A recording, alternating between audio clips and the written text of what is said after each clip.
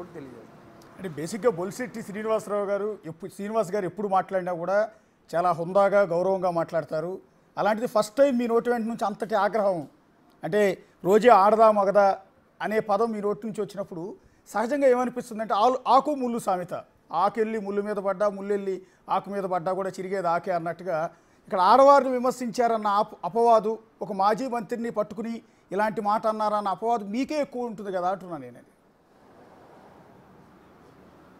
నాకేముంటుందండి, ఇప్పుడు నేనంటే మా అమ్మకే మా నాన్నకే నేను ఒకరికే పుట్టాను.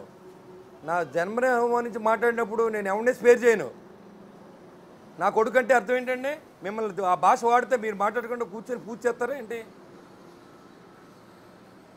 ఎమ్మెల్యే నా కొడుకులు అంటే అర్థం ఏంటి? నేను మాట్లాడిన దానికంటే పెద్ద మాట మమ్మల్ని మాట్లాడింది. Yes sir, seriously objectionable. మీరు అన్నారు కాబట్టి చెప్తున్నాను. నా కొడక అంటే నేను కూడా ఎట్టి పరిస్థితిలో ఊరుకోను, ఎవరూ ఊరుకోరండి బేసిక్గా. కాకపోతే ఏంటంటే నేను అంటుంది మీకు అర్థమైందా? అదే చేశాను నేను కూడా, ఆడవాళ్ళని కూడా అదే చేశాను, చేస్తాను కూడా. ఆడవాళ్ళు మగవాళ్ళని ఎన్ని మాటలు అన్నా కూడా ఇక్కడ భాష మార్చుకోకపోతే ఏమీ చూడవలసిన అవసరం లేదు. వాళ్ళ భాష మార్చుకోవాలి, హోందాగా వ్యవహరించమనండి. మేము అంతకంటే హోందాగా వ్యవహరిస్తాం. దిగజారి మాట్లాడితే దానికి పరివేశానం కూడా వేరే ఉంటుంది. పవన్ కళ్యాణ్ అంటది ఏంటండి? అసలు ఏం మాట్లాడుతుంది పవన్ కళ్యాణ్ గురించి? ఒక మంత్రిగా, రాష్ట్ర ఉప ముఖ్యమంత్రి ఇతని పవన్ కళ్యాణ్ గారు లేదా పవన్ కళ్యాణ్ ఏంటి ఆ భాష ఏంటి? అంటే బాధ్యతగా ఉండమంటే నెగ్గితే మీరేమన్నా పడాలా? మేము అవసరమైతే రాజకీయాలు వదులుకుంటాం, కానీ మాట పడం. మా జన్మతో మాకు వచ్చింది, మేము ఎప్పుడు మారం, సచ్చిదాకా ఎలాగ ఉంటాం. జాగ్రత్తగా మాట్లాడమని చెప్తున్నాం, ఇప్పుడు కూడా హెచ్చరిస్తూ ఉన్నాం. మీరు జాగ్రత్తగా మాట్లాడండి, మేము జాగ్రత్తగా మాట్లాడతాం. హోందాగా వ్యవహరించండి, మమ్మల్ని తిట్టకండి.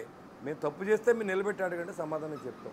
చట్టాన్ని తయారు చేసేలో భాగస్వాములు ఉంటే సభకు రండి, మీ దగ్గర 11 మంది ఎమ్మెల్యేలు, హోందాగా వ్యవహరించండి. అంతేగాని ఎవరిని పడితే ఆడి నోరుకొచ్చినట్టు మాట్లాడి రెచ్చగొట్టి రాష్ట్రాన్ని అధోగతి పాలు చేయాలని ఆలోచనతో ప్రయత్నం వైసీపీ నాయకులకు చెప్తున్నాను నేను. మళ్ళీ మీరు బాధ్యత గల పౌరులుగా ఉంటే ఆంధ్ర రాష్ట్రంలో అందరూ కలిసి పరిపాలన చేద్దాం.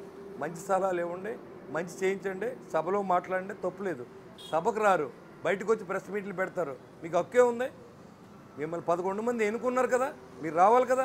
మొత్తం అనేది బయట మమ్మల్ని తిడతారు, పవన్ కళ్యాణ్ గారిని తిడతారు, డిప్యూటీ సీఎం అని తిడతారు, లోకేష్ గారిని తిడతారు. ఏంటి ఇంకా దానికి పద్ధతి లేదా ఇంకా మాట్లాడడానికి?